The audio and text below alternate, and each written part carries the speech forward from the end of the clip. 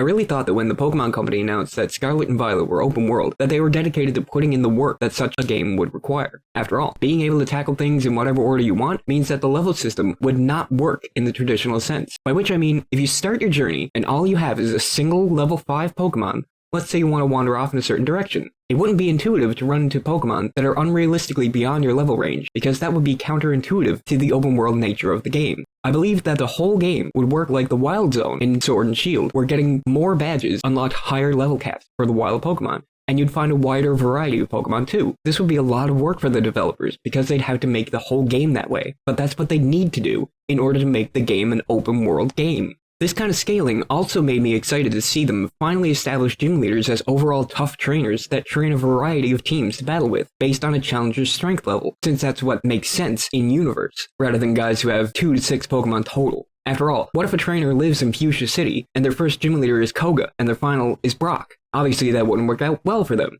I was excited by the prospect of being able to pick whichever gym leader you wanted to tackle first based on which starter you chose, or what Pokemon you find in the beginning, and going from there. Besides, in many games, you can come back and challenge gym leaders to a rematch, where they're using much stronger Pokemon. This is something they even touched on with the Pokemon Origins anime, where Brock asks how many badges Red has, and then chooses his Pokemon according to the difficulty he should present to such a challenger. Have you got any badges?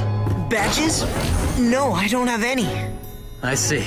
Well then, I'll battle you with these 2 Pokemon.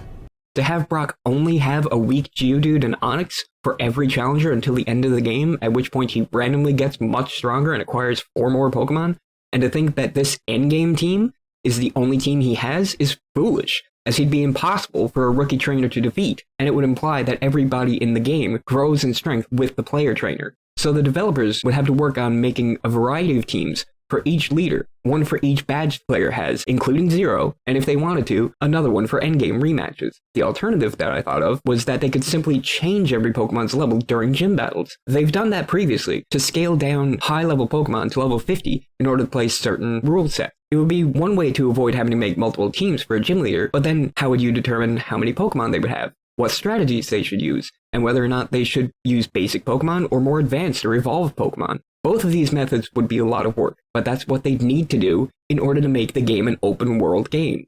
Let's establish what an open world game is. An open world game implies that the world is open. That should be obvious by the title, right? Apparently not. A lot of people think open world means that you move around on a giant map. If that were the case, a lot of early Final Fantasy games were open world.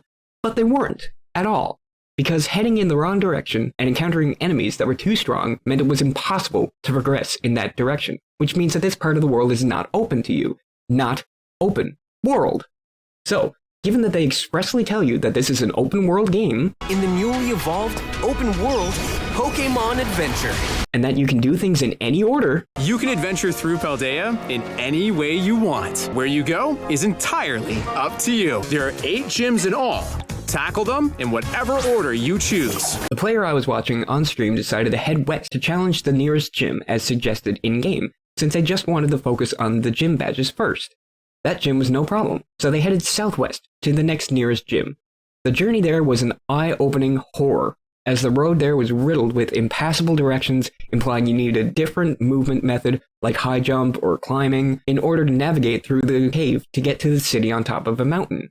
Additionally, there was a very abrupt jump in wild Pokemon strength from low 10s to 40s. Literally on the threshold of the cave, there would be low level 10s and 20 Pokemon, and then just inside the cave, you hit 40s. This was not looking good. This whole situation screamed that the player was not meant to be here yet, which is not how an open world works. The player didn't give up.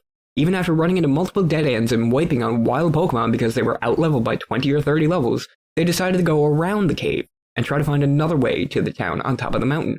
Fortunately, they were able to find another entrance to the cave which also had impossibly high-level Pokemon, but they were able to avoid them enough to work through the cave and find their way out into the town. This was it. After an hour or more struggling to get here, to the place they wanted to go, to tackle things in the order they wanted, they approached the gym after a god-awful QTE minigame that has absolutely no place in a Pokemon game. The first gym trainer challenged them. This was it, the moment to see how the game handled the open world level curve. They sent out a level 42 Pokemon that one-shotted their entire party. This was crushing. Not just because it was a defeat, but because that meant this game was a lie. The developers said that you can do the events in any order, but you can't. You literally can't. They used a level 42, and this was the first Pokemon of 2 owned by the trainer, and the first trainer of 3. The level cap with 1 gym badge is 25, so obtaining and using Pokemon above level 25 will be incredibly difficult. Even with a full team of level 25s, you are very unlikely to succeed in this gym. Sure, you can manage to get here, and you can challenge the gym, but the odds of you winning is astronomically low. So the argument could technically be made that you can challenge the gyms in any order you want, but I really feel like this is misleading. Despite being the closest gym in proximity, the player was not meant to come here second. Pokemon has a linear progression. You go from level 1 to level 100. In an open world, you should be able to tackle things however you want, with varying degrees of difficulty. Pokemon in an open world setting means that you will run into Pokemon that are literally impossible for you to deal with in some areas because you're too low a level. Then there's other places where it'd be incredibly easy because you're too high a level.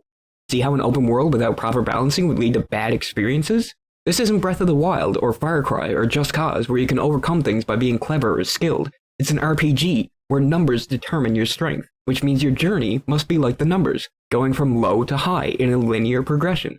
Breath of the Wild can let players counteract difficulty by doing stealth kills or avoiding fights altogether. Same with Far Cry or Just Cause. The tools to achieve victory in any situation are in your hands, which is what makes those fun open world games. But Pokemon is a one-on-one, turn-based RPG, and that does not mesh well with an open world.